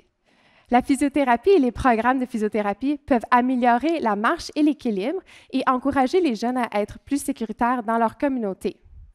Mais encore un peu plus loin, pourquoi pas être innovatrice avec un chien de service? Voilà ce que j'ai voulu explorer dans mon projet de thèse. Retournons brièvement sur notre parcours étroit en montagne. Je vous offre maintenant un chien d'assistance, un chien de service spécialement formé pour la marche qui va vous aider à traverser. Êtes-vous plus confiant? Sentez-vous sécurité? Je vous présente Loki. Loki est un chien d'assistance en réadaptation spécialement formé par la Fondation Mira comme un aide à la marche dynamique. Avec l'aide de Loki, j'ai créé une intervention de physiothérapie pour la marche et l'équilibre pour les enfants atteints de la paralysie cérébrale. J'ai évalué l'impact physique et émotionnel de l'intervention sur la sécurité et la confiance lors de la marche. À date, nos résultats les plus probants sont que Loki offre un support physique et émotionnel à ses enfants lorsqu'ils marchent avec lui et encourage la confiance et la sécurité dès la première session. Nos participants rapportent de façon unanime que Loki leur donne un support physique et émotionnel, les encourageant à tenter, à oser de nouvelles choses qu'ils n'auraient peut-être pas la confiance d'essayer autrement, même lorsque le chien n'est pas là. Comme nous l'a dit un de nos participants, Loki m'ouvre la porte d'accès à un monde où je peux m'épanouir, où je peux jouer avec mes amis avec confiance en moi. Cette relation bâtie entre l'enfant et le chien est sans parallèle. Notre approche fournit une façon innovative d'envisager l'entraînement de la marche et ouvre un nouveau domaine dans l'entraînement de la physiothérapie. La prochaine fois que vous serez en montagne, vous penserez à Loki, à l'impact extraordinaire qu'il a sur les enfants atteints de la paralysie cérébrale et comment un chien pourrait vous aider à traverser les passages étroits de votre vie. Merci.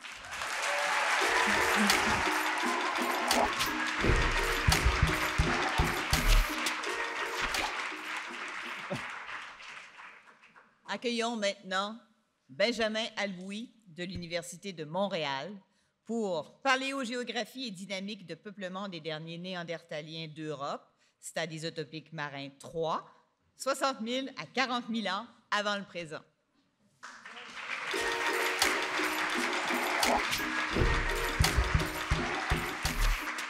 Bonsoir à toutes et à tous. Et si les changements climatiques avaient causé la disparition des Néandertaliens? Je vous propose de voyager aujourd'hui avec moi dans l'espace et le temps grâce à une sorte de machine à voyager dans le temps qu'on appelle l'archéologie et plus précisément la préhistoire. Partons donc pour l'Europe il y a 60 000 ans. Je vous conseille de prendre vos manteaux, il pourrait y faire pas mal froid. Nous arrivons donc dans une grande steppe, avec de l'herbe à perte de vue, quelques forêts éparses et de grands troupeaux d'animaux migrateurs, comme des hordes de chevaux. Aussi, on aurait peut-être la chance d'apercevoir ça et là des petits groupes humains de chasseurs-cueilleurs qui se baladent sur le territoire depuis plus de 300 000 ans, les Néandertaliens. Alors, oublions tout de suite les vieilles images d'humains assez brutaux et pas très malins. Si on pouvait s'approcher un peu plus, on pourrait voir qu'ils nous ressemblent en de nombreux points. Ils étaient certes un peu plus petits, un peu plus trapus que nous, mais tout comme nos ancêtres, les Homo sapiens, ils maîtrisaient eux aussi déjà à la perfection la taille de la pierre, l'allumage du feu, ou encore la chasse et même l'art. Maintenant, si on en prenait un peu plus de recul et qu'on laissait filer les années, on pourrait voir qu'à cette période, le climat européen est pour le moins capricieux. Il est très variable. C'est-à-dire qu'à l'intervalle de quelques milliers d'années, on alterne entre des climats très froids et des climats très chauds. Aussi et surtout à la fin de cette période, vers 40 000 ans, il n'y a plus aucun néandertalien en Europe. À partir de ce constat, on peut donc se demander légitimement si les changements climatiques de cette période ont pu causer la disparition des néandertaliens.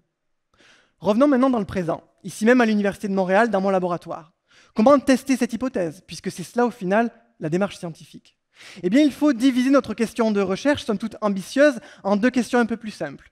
Où et quand? C'est-à-dire essayons d'une part de savoir où se situaient ces groupes en Europe, grâce aux nombreux sites archéologiques connus, et puis ensuite essayons de savoir s'ils étaient occupés durant des périodes froides ou chaudes, grâce aux datations qu'on peut y faire ou à certains types d'animaux que l'on y retrouve. Alors rassurez-vous, je ne suis pas allé fouiller moi-même et dater tous ces sites, il y en a plus de 350 pour toute l'Europe. Heureusement pour moi, grâce à mes collègues préhistoriens et leurs publications en ligne, j'ai pu collecter et synthétiser tous ces résultats. Un vrai travail d'archiviste en soi, tout de même. Alors finalement, qu'est-ce qui ressort de cette enquête dans le passé? Eh bien, il semble que lors des périodes froides, les Néandertaliens se sont repliés vers le sud à la recherche de climats plus cléments. Et au contraire, durant les périodes chaudes, ils se sont redéployés sur tout le territoire. Mais donc, est-ce que ces changements climatiques ont pu causer jusqu'à leur disparition? Eh bien, c'était une population très peu nombreuse. On estime seulement quelques centaines d'individus pour toute l'Europe. L'alternance donc de ces phases chaudes et froides et donc l'accélération de ces redéploiements sur le paysage a fragilisé leur population et à terme probablement a causé leur disparition.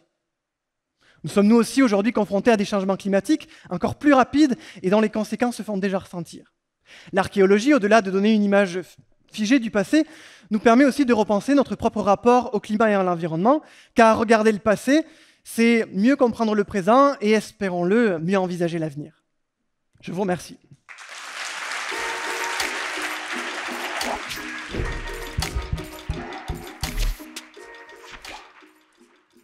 Ils sont impressionnants dans leur respect du temps, n'est-ce pas? Ouf. Il reste 3 finalistes à entendre. Asma Agoussar de l'INRS, Institut national de recherche scientifique, pour conception et caractérisation des communautés microbiennes synthétiques capables d'améliorer la résistance du blé sous stress hydrique.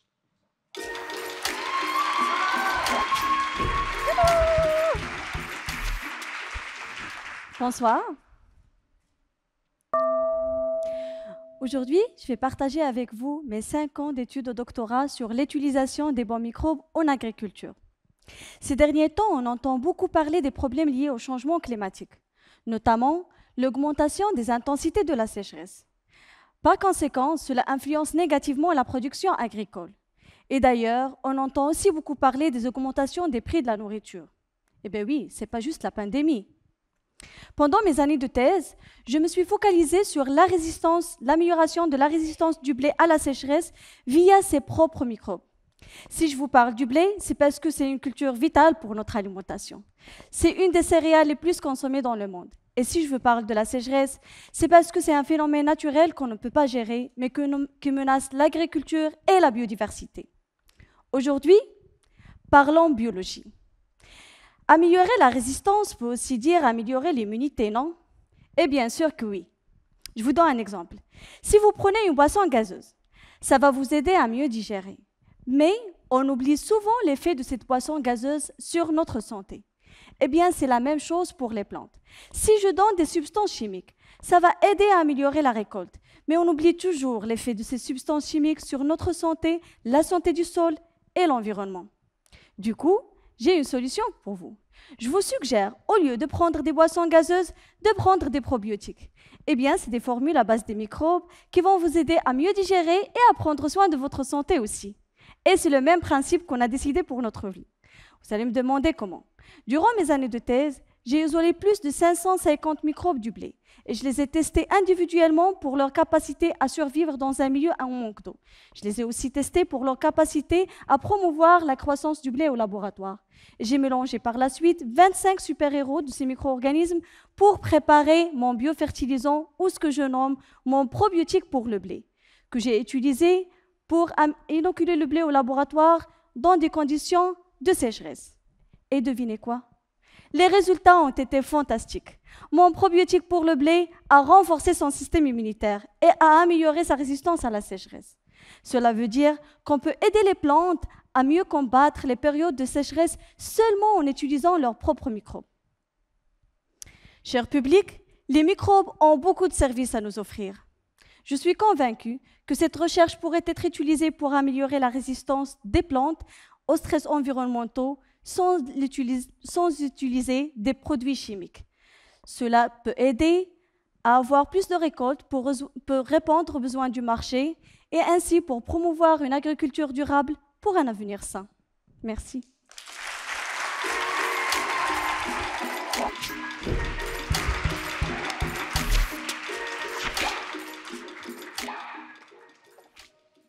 Vincent Taboga est le prochain. Il est de Polytechnique Montréal pour la thèse intitulée « Contrôle optimal de la température dans les bâtiments, combiner l'optimisation distribuée et l'apprentissage par renforcement pour accroître l'adaptabilité des contrôleurs intelligents et écrêter les pointes du réseau électrique. » Bonsoir. Bonsoir. Vous vous souvenez, le 3 février, il faisait moins 30 partout au Québec. Et quand on sait que 4 foyers sur 5 se chauffent à l'électricité, on imagine la quantité énorme d'électricité qu'il a fallu pour garder tout le monde au chaud. Et produire cette électricité, ça représente 1/4 de nos émissions en CO2. Alors les gestionnaires de réseaux comme Hydro-Québec vous ont sûrement demandé de limiter votre consommation pendant les périodes de pointe. Et la meilleure manière de réduire sa consommation, c'est de limiter son chauffage, qui représente la moitié de nos besoins en énergie. Et au début de ma thèse, je me suis dit que comme pour résoudre beaucoup de problèmes aujourd'hui, il devait suffire d'entraîner une intelligence artificielle qui gérait le chauffage en essayant de limiter notre consommation sans altérer le confort. Mais qu'est-ce que ça veut dire entraîner une intelligence artificielle? Vous savez, la semaine dernière, je regardais Juliette. Juliette, c'est la fille de mon amie. Elle a 8 mois. Et elle a passé des heures à jouer avec sa petite girafe. Alors, elle la prenait par la tête, elle la tapait par terre, elle essayait de manger une jambe. Des fois, elle la posait sur les pattes. Mais contrairement aux apparences, Juliette ne faisait pas n'importe quoi. Elle prenait des actions aléatoires et elle observait la réponse de son environnement. Quand on entraîne une intelligence artificielle, qu'on appelle aussi un agent, c'est le même principe. L'agent doit interagir avec son environnement pour apprendre quelles actions vont lui permettre d'accomplir son objectif. Mais est-ce que vous laisseriez Juliette contrôler le chauffage chez vous? Moi, non, parce qu'elle n'a jamais appris à contrôler un chauffage. Alors, pour apprendre à un agent à contrôler le chauffage dans un bâtiment, on peut créer un jumeau numérique du bâtiment, qui va permettre à l'agent d'essayer plein d'actions sans dérégler le système réel. Mais c'est fastidieux de créer des jumeaux numériques de qualité. En plus, notre agent s'entraîne avec une telle précision qu'une fois qu'on lui a appris à contrôler le chauffage dans un bâtiment, on ne peut plus directement l'utiliser dans un autre bâtiment. Et ça freine le déploiement de cette technologie. Alors le but de mon projet, c'est d'améliorer l'adaptabilité des agents pour pouvoir déployer cette technologie à grande échelle et avoir un impact significatif sur le réseau. Et pour y arriver, j'ai eu une idée. Et si on décomposait le problème? Et si, au lieu de regarder tout le bâtiment, mon agent ne regardait qu'une pièce? Eh bien, mon travail a montré que lorsqu'on focalise l'attention d'un agent sur une pièce, la tâche devient tellement plus simple qu'en plus d'être capable d'apprendre à gérer le chauffage, l'agent est capable d'apprendre à s'adapter automatiquement si on change sa pièce. Et pour contrôler tout un bâtiment, il suffit de dupliquer ce super agent autant de fois qu'il y a de pièces dans le bâtiment.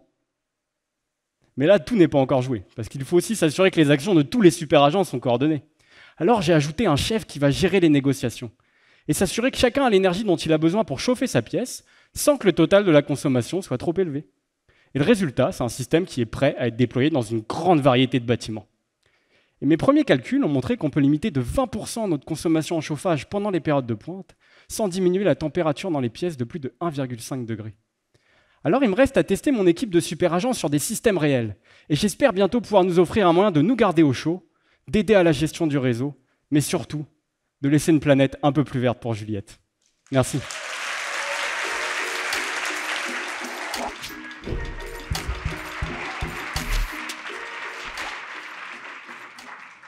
Il serait bien d'entraîner des agents pour baisser le chauffage qui monte sur la planète. C'est ça. Dernière finaliste ce soir. Isabelle Lessard de l'Université de Sherbrooke pour la thèse « Attachement, gestion des conflits et satisfaction conjugale lors de la transition à la parentalité des couples, le rôle modérateur de l'intimité ».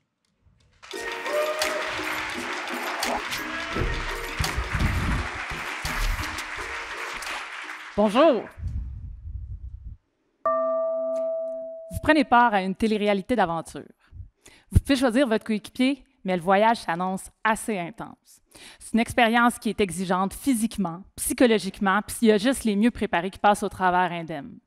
Dans le fond, vous allez manquer de sommeil, le temps va toujours être limité, même pour manger puis vous laver.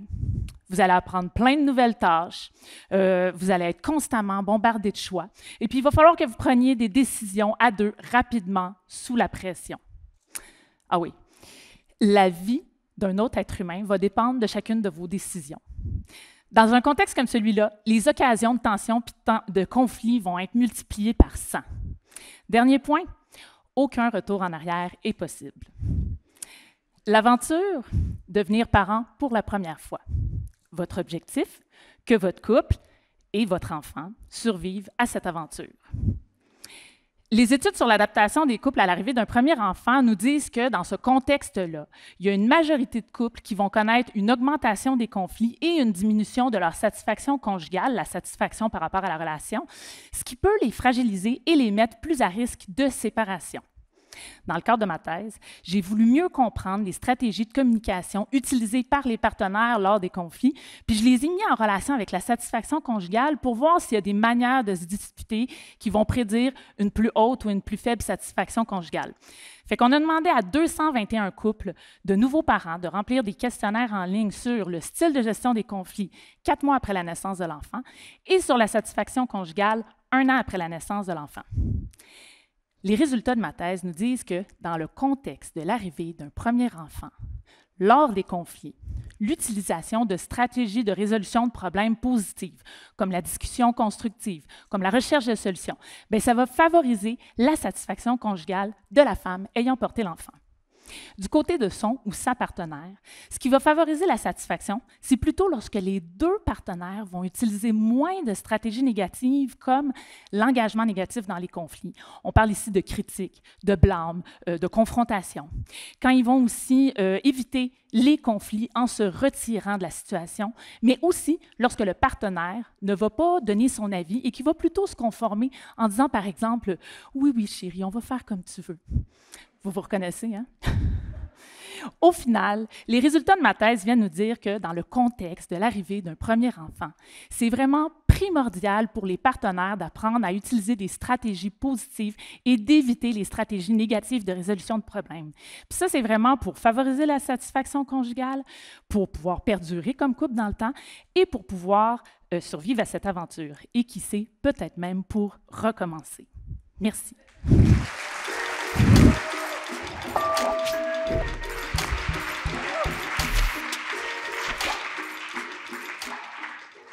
Impressionnant. Bravo, bravo, bravo.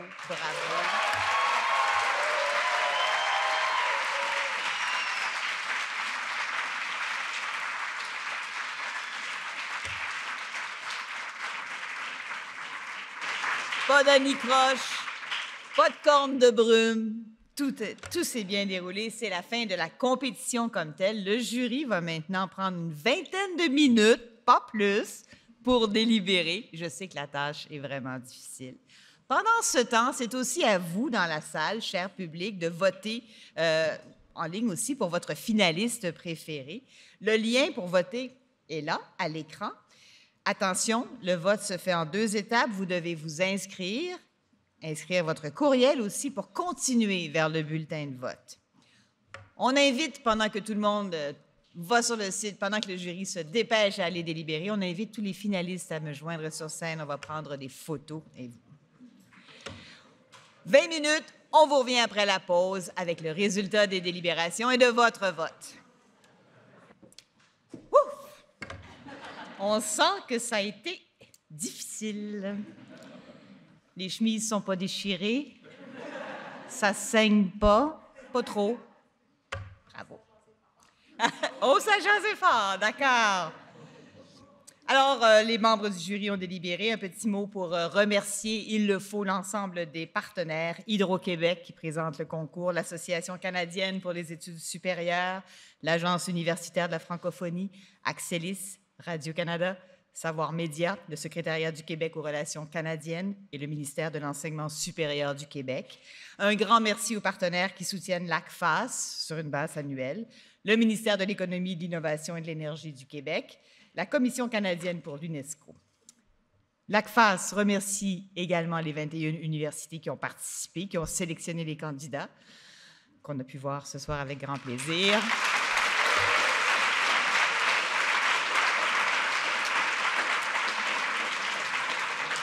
Pendant que je continue les quelques remerciements qui restent, il y a une demande spéciale qui vient de quelques participants qui ont été soulagés de ne pas entendre la corne de brume, mais un peu déçus de ne pas l'entendre.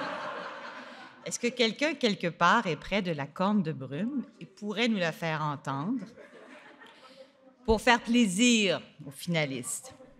Pendant que vous la cherchez, je remercie l'équipe des HEC Montréal pour leur accueil, pour la régie technique aussi, la web diffusion, Angie Pelletier qui était régisseuse plateau, aux membres, l'équipe ACFAS aussi, aux bénévoles. Excellent travail encore, merci beaucoup. Bon.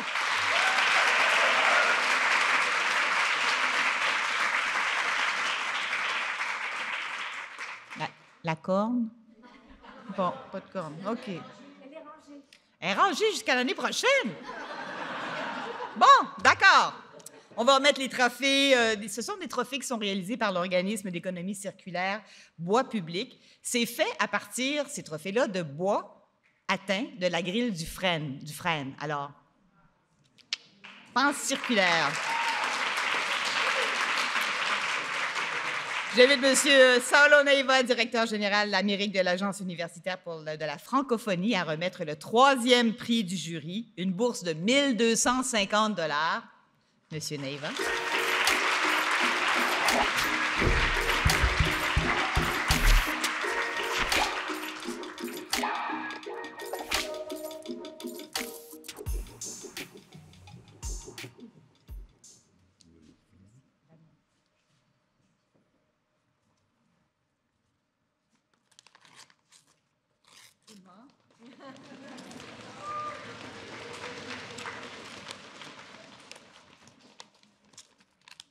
Difficile.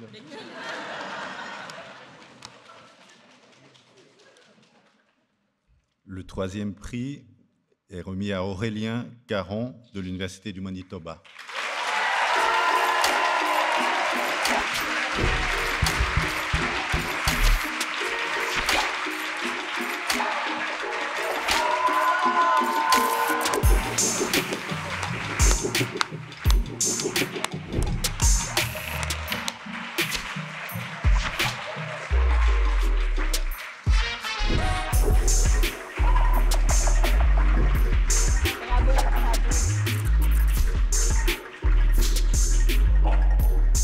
Qui va partager avec Maurice le poisson zèbre. J'invite à présent Yann Ouirelli, directeur général de l'Association canadienne pour les études supérieures, à remettre le 2e prix du jury, une bourse de 1 500 $.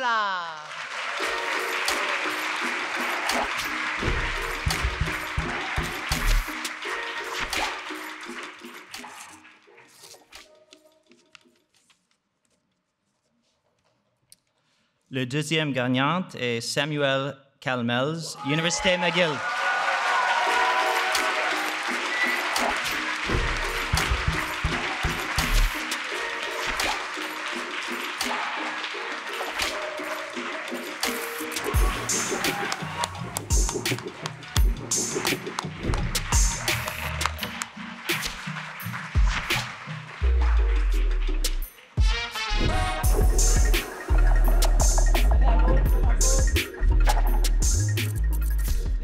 Avait envoyé des ondes. Pour remettre le 1er prix du jury, une bourse de 2 000 $, j'invite Pierre-Luc Marcil.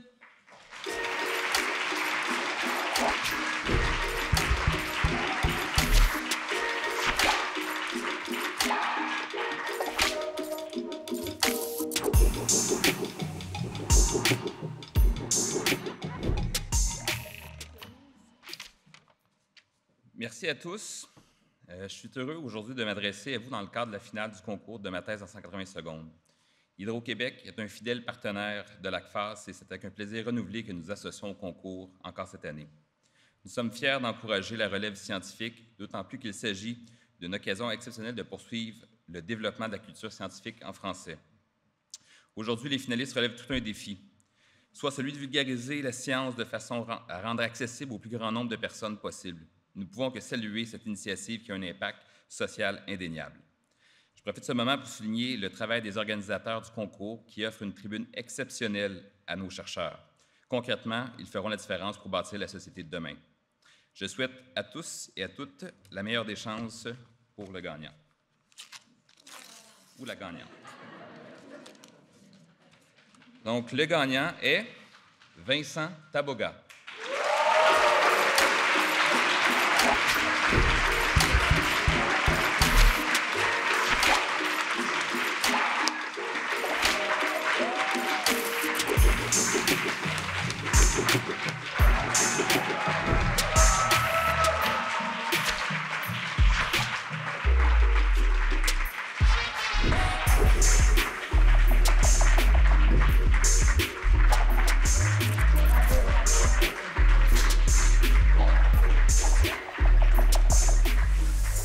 C'est quand même Hydro-Québec qui remet le prix au gars qui parle du chauffage, là.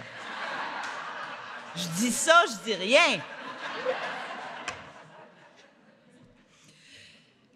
Enfin, le ou la gagnante aura la chance, on le rappelle, de représenter le Canada à la finale internationale cette année. Donc, le 5 octobre 2023, c'est à Rabat, au Maroc. La plupart d'entre nous, on va regarder ça à distance.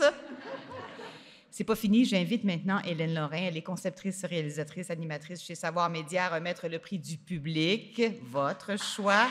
1 000 $ la bourse. On m'a dit que j'avais le droit de faire une courte allocution, donc je vais quand même en profiter.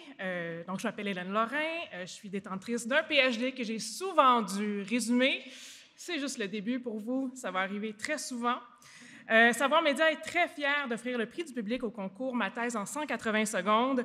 Notre mission à Savoir Média, c'est de propulser le savoir sous toutes ses formes. Nous sommes à la fois producteurs et diffuseurs de séries télé et balados, documentaires et instructives, visant principalement un public adulte, nous tous. D'ailleurs, on a fait plusieurs collaborations avec l'ACFAS avec les années, comme la série documentaire La fabuleuse histoire des sciences au Québec, le titre explique pas mal tout, et la capsule des prix ACFAS qui présente les lauréats et les lauréates des prix ACFAS.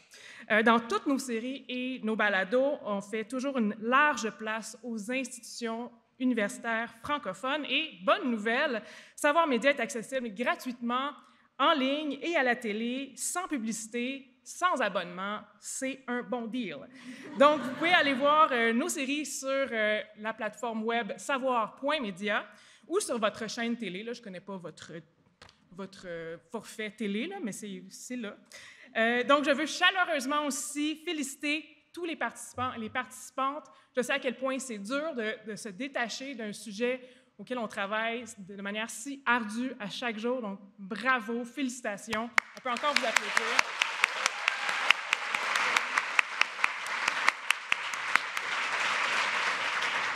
Et sans plus tarder, il me fait plaisir donc d'offrir le prix du public, le prix décerné par vous tous et vous toutes.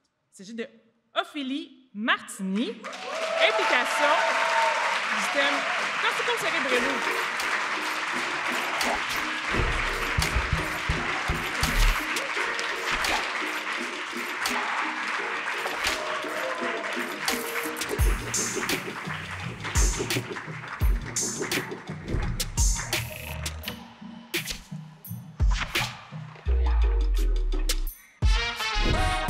Et voilà. C'est la fin de cette finale nationale. J'inviterai tous les lauréats et lauréates, à venir sur scène, ainsi que les membres du jury pour quelques photos, s'il vous plaît. Je vous souhaite à tous et à toutes une excellente soirée.